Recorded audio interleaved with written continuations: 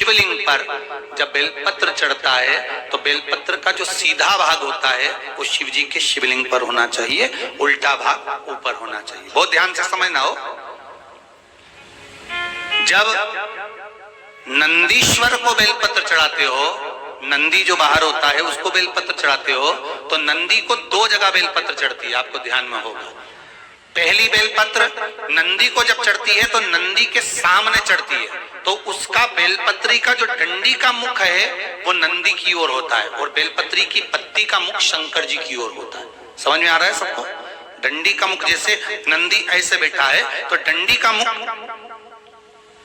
नंदी की ओर होगा, पत्ती का मुख शिव के, और ये सीधी की सीधी नंदी के सामने नीचे रखा जाती है, नंदी के सामने। और एक बेलपत्र जब नंदी के ऊपर चढ़ती है तो डंडी का मुख शिव जी के ऊपर होता है और इस पत्ती का मुख नंदी के सिर पर नंदी की ओर होता है। ये दोनों में बहुत अंतर है महाराज।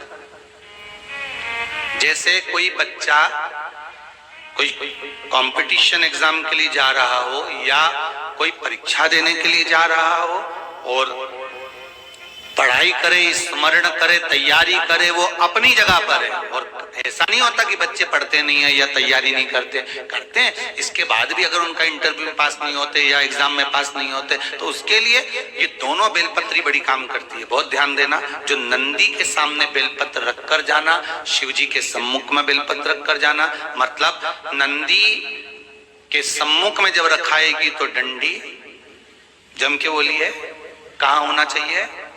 नंदी की ओर।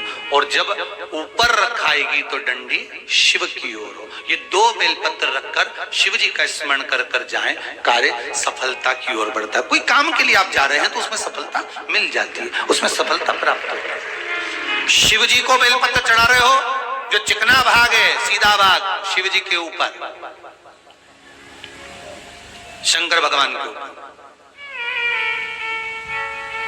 थाली में अगर शिवलिंग का निर्माण कर रहे हो, पार्थिव शिवलिंग का निर्माण कर रहे हो, तो थाली में जब बेलपत्र रखोगे तो सीधी रखोगे, फिर उसके ऊपर शिवलिंग का निर्माण करना। अगर आप निर्माण करते हैं पार्थिव शिवलिंग का और बनाते हैं